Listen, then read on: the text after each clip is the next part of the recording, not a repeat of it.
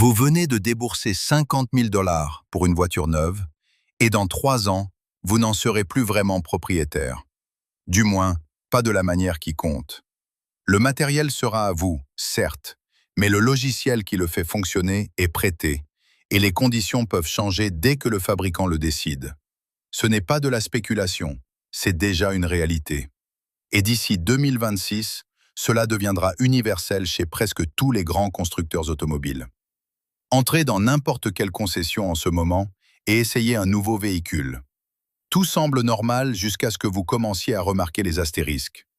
Cette fonction de démarrage à distance, abonnement requis après la fin de votre période d'essai. Le système de navigation intégré au tableau de bord, frais mensuels. Vous voulez connecter votre téléphone pour diffuser de la musique via les haut-parleurs que vous avez financés avec la voiture? Cela vous coûtera cher. Nous assistons à la dissolution du concept fondamental de propriété en temps réel, remplacé par quelque chose qui ressemble à la propriété, mais qui fonctionne comme un contrat de location sans fin. Les propriétaires de Toyota découvrent cette réalité à leurs dépens. Ils ouvrent leurs applications et voient des demandes d'abonnement là où se trouvaient auparavant des fonctionnalités. 8 $ par mois, juste pour démarrer le moteur à distance. 15 $ de plus pour accéder à la navigation. Encore 15 $ pour la connectivité audio. Vérifiez la pression de vos pneus ou votre niveau de carburant à distance. C'est une charge mensuelle séparée de 8 $. Regroupez la navigation et l'audio et vous économisez un impressionnant 5 $, ce qui porte votre total à seulement 25 $ par mois. Il ne s'agit pas d'options de luxe pour des supercars exotiques.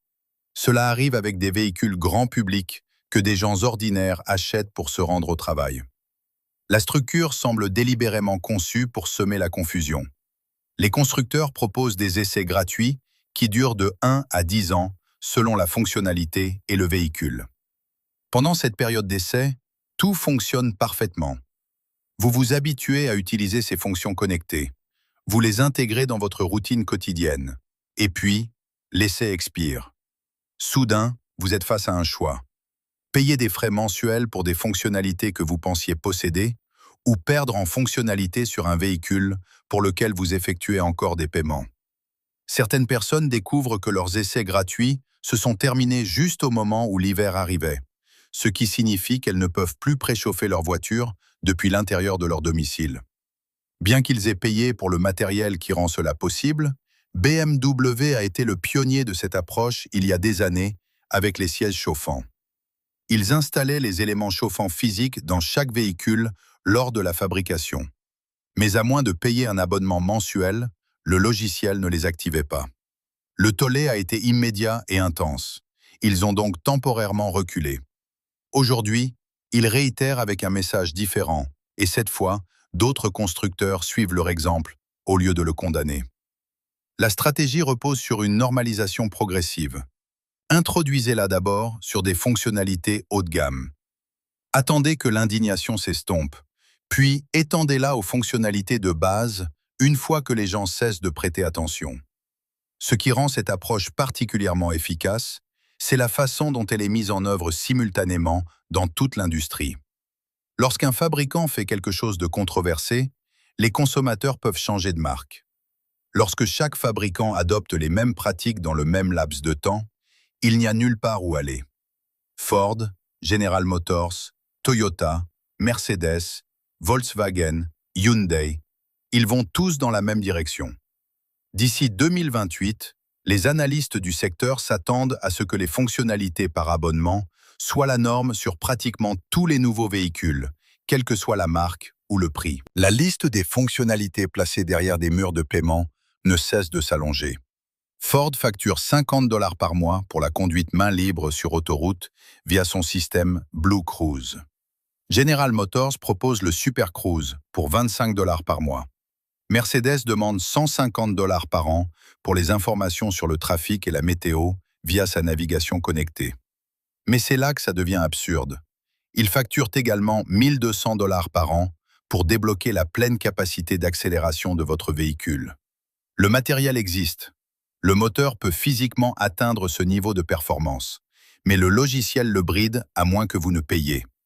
Volkswagen fait la même chose avec la puissance, facturant 22 dollars par mois pour accéder à une puissance qui est déjà intégrée au moteur que vous avez acheté. Tesla a normalisé les frais de connectivité premium il y a des années, facturant entre 10 et 16 dollars par mois pour des fonctionnalités telles que la visualisation du trafic en temps réel et le streaming musical. Leur capacité de conduite entièrement autonome coûte 99 dollars par mois ou un paiement unique de 12 000 dollars. Et ce n'est que pour des fonctions autonomes supervisées qui nécessitent encore l'attention du conducteur. Toyota segmente ses abonnements en plusieurs niveaux. 15 dollars par mois pour les services de navigation, 15 de plus pour la connectivité audio, encore 15 pour le démarrage à distance et 20 dollars supplémentaires pour la capacité de point d'accès Wi-Fi qui était incluse gratuitement il y a encore quelques années. Les implications financières s'accumulent rapidement. Si vous voulez l'expérience connectée complète dans un véhicule moderne, vous pourriez facilement payer de 300 à 500 dollars par mois en frais d'abonnement, en plus de votre mensualité de voiture, de votre assurance et des frais de carburant. Cela représente 6 000 dollars par an pour l'accès logiciel à un matériel que vous avez déjà acheté. Sur une période de possession typique de 7 ans, vous payez 42 000 dollars en abonnement, ce qui peut égaler ou dépasser la valeur dépréciée du véhicule lui-même. Les mécaniciens indépendants ressentent déjà la pression de cette transition. Les véhicules modernes nécessitent des logiciels de diagnostic spécifiques aux fabricants pour effectuer même des réparations de base, et les constructeurs limitent systématiquement l'accès à ces outils. Des lois sur le droit à la réparation ont été introduites dans plusieurs États, mais le lobbying automobile a réussi à édulcorer ou à bloquer la plupart des tentatives. Le résultat est un avenir où les ateliers indépendants ne peuvent pas entretenir les véhicules récents, forçant les propriétaires à retourner chez les concessionnaires qui facturent beaucoup plus cher pour un travail identique. Cela crée un écosystème fermé où le fabricant contrôle chaque aspect de votre relation avec un véhicule que vous êtes censé posséder.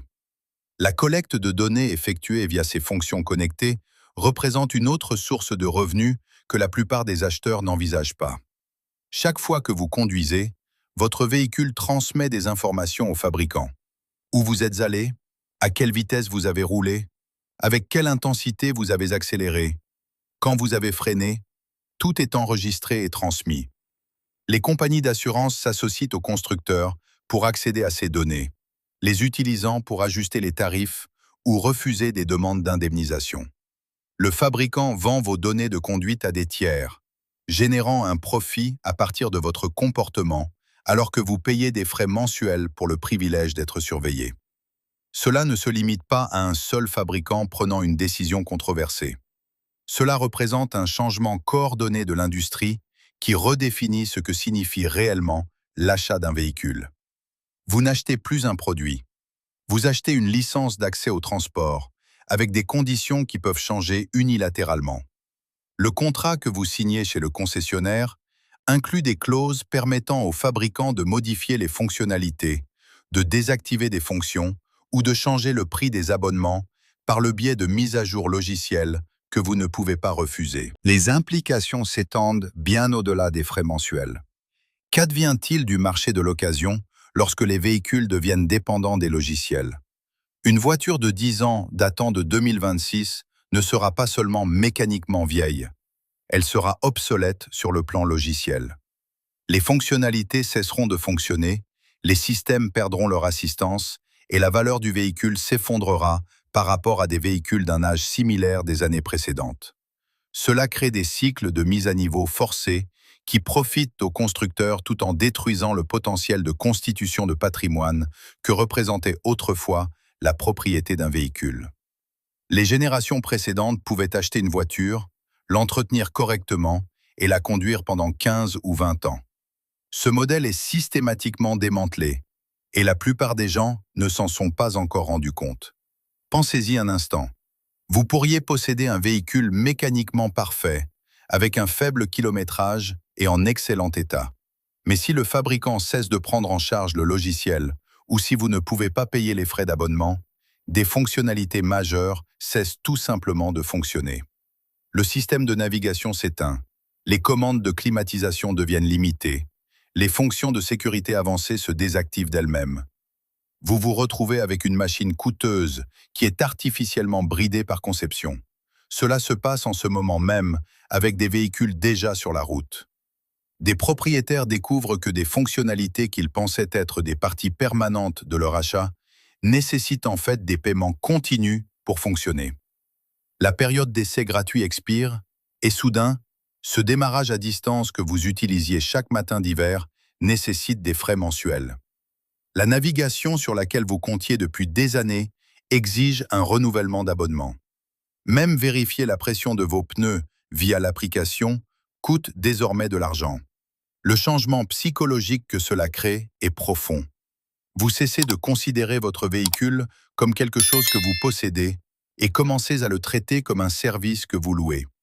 Ce changement de mentalité profite énormément aux constructeurs, car il normalise l'idée que rien de ce que vous achetez n'est jamais vraiment à vous. Chaque produit devient une plateforme pour extraire des revenus récurrents, et votre relation avec une entreprise ne s'arrête jamais, même après avoir remboursé votre prêt. Considérez l'impact sur les familles qui essaient de bâtir une stabilité financière. Cette voie vers la sécurité du transport se referme rapidement. Les voitures d'occasion disponibles dans 10 ans nécessiteront des abonnements, des réparations contrôlées par le constructeur et une assistance logicielle qui n'existera peut-être plus. Le transport abordable, qui a aidé des millions de personnes à accéder à la classe moyenne, est systématiquement éliminé. Les communautés rurales sont confrontées à des défis particulièrement graves suite à cette transition. Lorsque vous vivez à 60 km du concessionnaire le plus proche et que vous comptez sur des mécaniciens locaux qui ont entretenu les véhicules de votre famille depuis des générations, perdre l'accès aux options de réparation indépendantes n'est pas seulement un inconvénient, c'est un désastre économique. Ces communautés n'ont pas l'infrastructure nécessaire pour prendre en charge des véhicules dépendants des constructeurs. Pourtant, elles sont forcées d'intégrer ce système malgré tout. Les implications environnementales méritent également l'attention. On nous dit que ces fonctions connectées aident à réduire les émissions et à améliorer l'efficacité. Mais qu'advient-il de tous ces véhicules parfaitement fonctionnels qui deviennent obsolètes sur le plan logiciel? Ils finissent à la casse, non pas parce qu'ils sont mécaniquement usés, mais parce que les constructeurs cessent de prendre en charge les systèmes qui contrôlent les fonctions de base. Cela crée des déchets électroniques massifs, tout en forçant les consommateurs à acheter de nouveaux véhicules beaucoup plus fréquemment que nécessaire. Les services d'urgence présentent un autre aspect préoccupant. Les ambulances, les camions de pompiers et les véhicules de police sont de plus en plus construits sur les mêmes plateformes que les véhicules grand public, ce qui signifie qu'ils sont soumis aux mêmes exigences d'abonnement et dépendance logicielle. Imaginez un service d'incendie rural qui ne peut pas payer les frais mensuels pour maintenir les systèmes de diagnostic avancés en marche, ou une ambulance qui perd ses fonctionnalités parce qu'un paiement d'abonnement a échoué. Ce ne sont plus des scénarios hypothétiques. Le cadre juridique entourant tout cela reste pour le moins flou. Lorsque vous signez le contrat d'achat chez un concessionnaire, vous acceptez également les conditions d'utilisation des systèmes logiciels du véhicule. Les tribunaux n'ont pas encore pleinement déterminé s'il s'agit d'une violation fondamentale des droits de propriété, et au moment où les contestations judiciaires auront fait leur chemin dans le système, l'industrie aura encore progressé dans cette direction. Certaines personnes soutiennent que l'on peut simplement éviter d'acheter des véhicules dotés de ces fonctionnalités, mais cette option disparaît rapidement. D'ici 2027, presque tous les nouveaux véhicules des principaux constructeurs incluront des systèmes connectés en équipement de série. Il n'y aura plus de modèle de base sans abonnement, car toute l'architecture est construite autour de ce modèle de revenu. Votre choix n'est pas d'accepter ou non ces conditions, c'est de savoir quelles conditions de fabricant vous trouvez les moins répréhensibles. Le côté vraiment insidieux, c'est la façon dont cela s'est produit progressivement. Il y a 10 ans, si un fabricant avait annoncé qu'il facturerait des frais mensuels pour les sièges chauffants ou la navigation, le tollé aurait été immédiat et sévère. Au lieu de cela, ils l'ont introduit lentement, en commençant par des fonctions de luxe sur les marques haut de gamme, toujours présentées comme des mises à niveau facultatives apportant de la valeur. Ils ont normalisé le concept avant de l'étendre aux fonctionnalités de base. Aujourd'hui, nous en sommes au point où vérifier votre niveau d'huile via une application, nécessite un abonnement. Et la plupart des gens l'acceptent simplement comme la nouvelle norme. Les compagnies d'assurance accélèrent cette tendance en offrant des réductions pour les véhicules équipés de systèmes de surveillance connectés. Elles réduiront votre prime de 15% si vous acceptez de les laisser suivre vos habitudes de conduite via le système du fabricant. Cela semble être une bonne affaire jusqu'à ce que vous réalisiez que vous échangez votre vie privée et la propriété de vos données contre une remise qui compense à peine les frais d'abonnement que vous payez désormais. La compagnie d'assurance obtient des données précieuses. Le fabricant obtient des revenus réguliers et vous obtenez une facture légèrement moins élevée tout en perdant le contrôle de vos propres informations. Ce qui rend cela particulièrement frustrant, c'est que la technologie elle-même pourrait être mise en œuvre de manière à respecter la propriété. Il n'y a aucune raison technique pour laquelle ces systèmes ne pourraient pas être conçus pour fonctionner de manière indépendante, sans nécessité de connexion constante au serveur du fabricant. Le modèle d'abonnement est un choix commercial, pas une nécessité technologique. Les fabricants construisent délibérément la dépendance dans l'architecture parce que c'est plus rentable, pas parce que c'est la seule façon de proposer ces fonctionnalités. La voie à suivre n'est pas claire, car les forces qui poussent à ce changement sont puissantes et bien financées. Les groupes de lobbying automobile ont réussi à bloquer ou à affaiblir les lois sur le droit à la réparation dans la plupart des États. Les constructeurs coordonnent leurs approches afin que les consommateurs ne puissent pas simplement changer de marque pour échapper aux frais d'abonnement. Votre meilleure défense actuelle est la sensibilisation et la prise de décision stratégique. Si vous êtes sur le marché pour un véhicule, étudiez attentivement les exigences d'abonnement avant d'acheter. Comprenez exactement quelles fonctions cesseront de fonctionner à l'expiration des essais gratuits et calculez les coûts à long terme. Demandez-vous si des véhicules plus anciens ne vous serviraient pas mieux, même s'ils ne disposent pas des dernières technologies. Soutenez les lois sur le droit à la réparation dans votre État, même si vous n'avez pas de penchant mécanique, car ces lois protègent les intérêts de tous. Plus important encore, reconnaissez que cela représente un changement fondamental dans la relation entre les consommateurs et les produits qu'ils achètent. Le modèle d'abonnement qui se répand dans l'industrie automobile arrive aussi pour tout le reste. Vos appareils électroménagers, vos systèmes domestiques, votre électronique, tout évolue vers ce même cadre où la propriété signifie moins et l'accès signifie tout. Les véhicules vides dans les baies de service et les frais d'abonnement apparaissant sur votre relevé de carte de crédit sont les symptômes d'une transformation bien plus vaste de la manière dont le capitalisme fonctionne à l'ère numérique. L'industrie automobile a délibérément créé cette crise et parie que vous l'accepterez sans résistance, car vous avez déjà normalisé les abonnements pour tout le reste dans votre vie. Il compte sur le fait que vous soyez trop occupé, trop distrait ou trop résigné pour riposter lorsque votre achat de 40 000 $ devient une plateforme pour extraire de l'argent chaque mois pour le restant de votre possession. La mort de la propriété automobile n'est pas à venir, elle est déjà là. Et la seule question qui reste est de savoir si suffisamment de gens reconnaîtront ce qui se passe avant que cela ne devienne complètement irréversible. Si cette analyse des coûts cachés de la propriété moderne a changé votre regard sur votre prochain achat important, n'hésitez pas à vous abonner et à aimer la chaîne. Nous exposons les stratégies des entreprises qui visent à transformer chaque produit en une facture permanente. Restez informés et aidez-nous à protéger l'avenir de la propriété. Notre prochaine enquête sur les systèmes qu'ils ne veulent pas que vous compreniez arrive bientôt.